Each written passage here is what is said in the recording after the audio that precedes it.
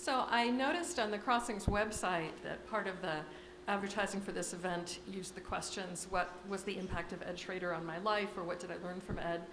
But when Kathy wrote and asked me to speak, the question she asked me to address was, what is the impact of Ed Schroeder on theological education?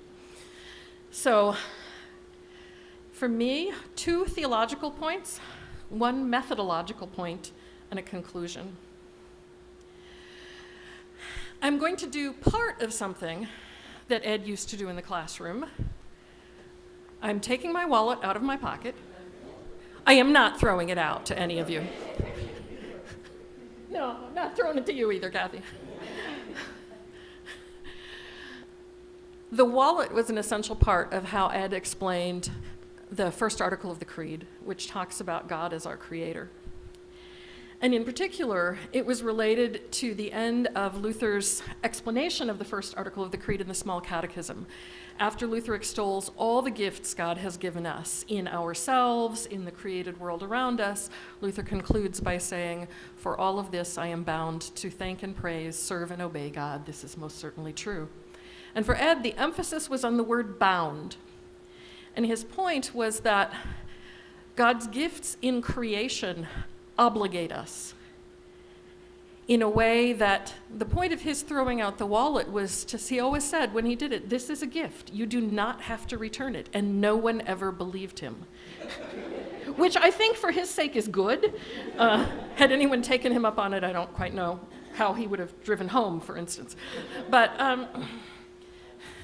for Ed, it was important to understand that grace in a general sort of way, the many gifts God has given us as creator, are not yet the good news, not yet the capital G good news.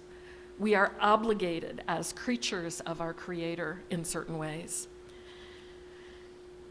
And the key then to the kind of grace by which we are saved through faith was not just to acknowledge God's gifts, but to trust the promise that we have in Jesus Christ.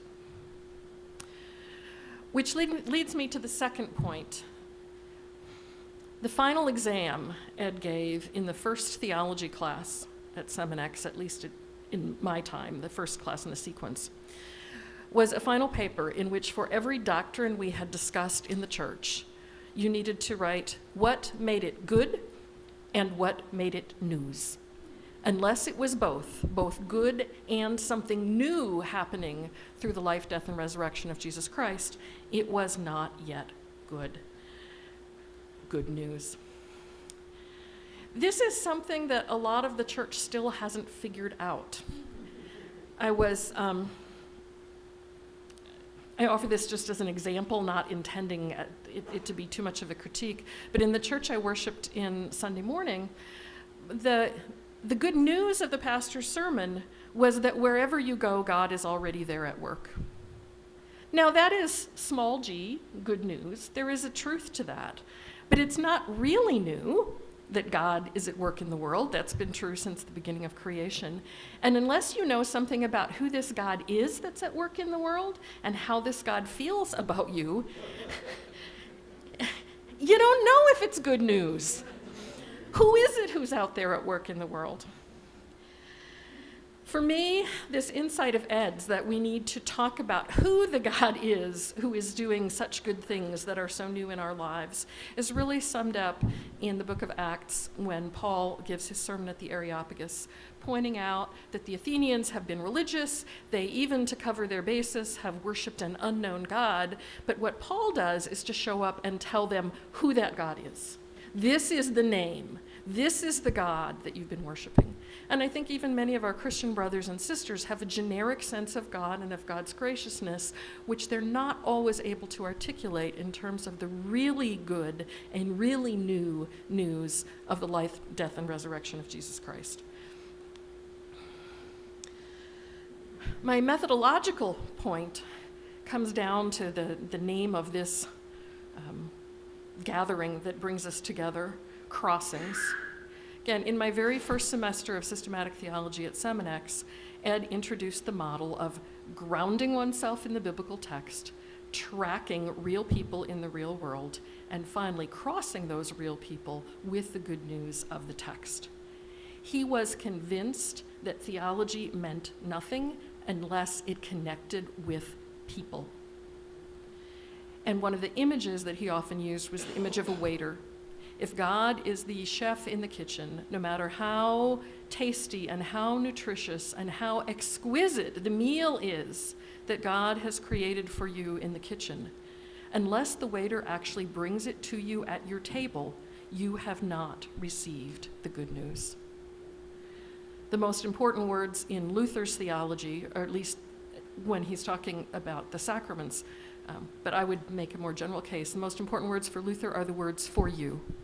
And I think that was true of Ed as well. And "for you" doesn't just mean the people who are like us, but that notion of tracking, finding out who the people are in the world, who the people are who aren't in church because they haven't heard a good news that's been brought to them. Church is not a buffet where we say, we're serving food on Sunday morning, y'all come. It's about taking food to where the people are. In conclusion, I think Ed's greatest impact on theological education, when we move beyond the specific emphases of his theology to the question of impact, Ed's greatest impact has been through his students. I really appreciate Kathy's words in the introduction. I would say that in this country alone, Gary Simpson at Luther Seminary and I, first at Wartburg College and now at Trinity Lutheran Seminary, have equipped hundreds and thousands of college students, seminary students, lay people, rostered leaders with this law gospel theology. We are, I think, the two of Ed's students who have spent our entire careers in full-time teaching positions in the ELCA. And through us, this theology has spread. One way I know that is because, Ron, you referred to the double dipstick language before. A student of mine from Wartburg went on to LSTC, and in one class, when they were talking about something or other, said, "That sounds like the double dipstick." And someone looked at him and said, "Where did you learn that?" And he explained he'd had me. Move beyond that and think about all of Ed's and Marie's mission work in the world, the most well-traveled retirees, and always teaching, and that multiplies the effect. As Ed took Crossings theology to every place that he was invited, and doubtless even some places that he was not invited, he equipped other teachers in other faith communities who continue this work. And as a teacher, I suspect that that's the impact Ed would have wanted. Thank you.